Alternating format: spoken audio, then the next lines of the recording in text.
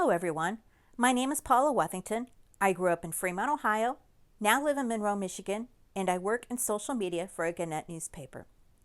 I was scheduled to give a presentation to SJCC students in person this week, but because of the coronavirus situation, schools across Ohio and Michigan have been ordered closed and people are encouraged to work from home if possible. Because of the health crisis, I recorded the program that I was scheduled to give to your class and am presenting it in this format instead so it fits in with your at-home assignments. You might know that your teacher is my sister, but here is more of an introduction. I spent part of my grade school years at St. Joseph and St. Anne schools and then graduated from Fremont Ross. I earned a journalism degree from the University of South Carolina and returned home where I worked for several years as a reporter at the News Messenger. Later, I took a job at the Monroe News in Michigan where I'm a reporter and the digital team leader. That means it's my responsibility to get local news and features online and posted on social media. It wasn't until about 10 years ago that social media could be taken seriously as a career option. But it has evolved into a huge part of how customers and clients find and share information about their community and interact with businesses. You may still find that social media gets delegated to a volunteer, intern, or younger employee in addition to and as part of other duties. As a young person, that means you can probably find a job, internship, or volunteer position that includes social media in some role. But it also means you may be all by yourself in figuring it out. This lack of knowledge and expertise not only puts younger workers at a disadvantage, it also puts people like me at a disadvantage. If the only experience that a business or nonprofit group has with a social media account manager goes bad, they are less likely to consider hiring someone who does know what she is doing. That is no good for anyone. The first thing to do when you are assigned to handling social media for a business or brand is to take an inventory as to where they are. What accounts do they have active? What accounts did they start or are not currently working with? How many page fans and likes do they have now? What historical data can you find in terms of how many fans they had a year ago or on January 1st? This research and review process is called social media audit. This information will be helpful for you to start working on a plan on what to do next. This information is also critical as you show your manager or client that whatever you are doing now is working better than whatever was being done before. Can you show that you boosted the fan count 10% in 1 year?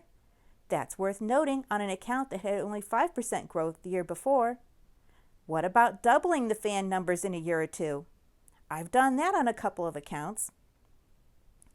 During the social media audit, you may have noticed things you'd like to change or update on the accounts. Maybe the links are dead. Maybe the cover art is old. The profile image might be from a campaign long ago. Get a list from your boss or client as to what the logo, contact information, business hours, and other information should be.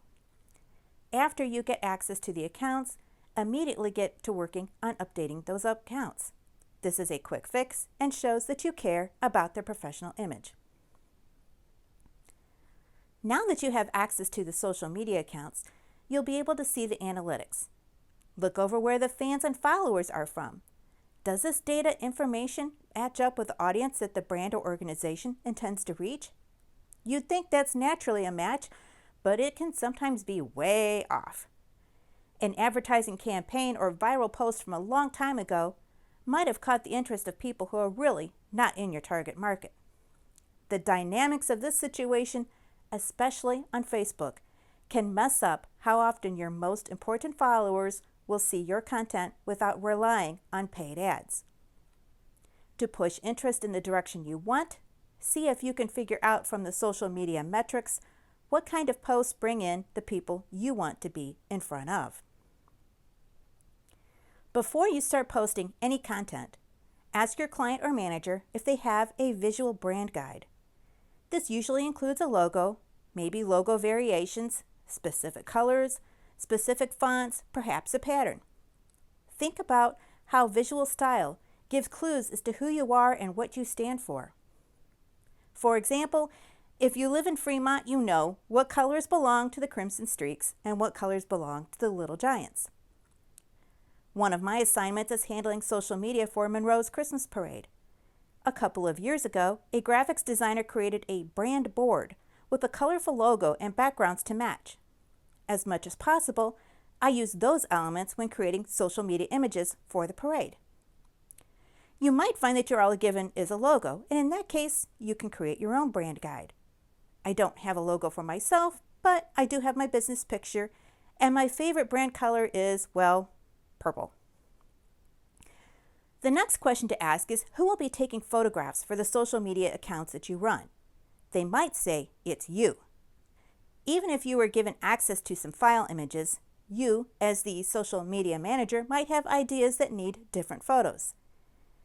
If you have a professional camera and portable studio equipment, you'll be way ahead of your peers.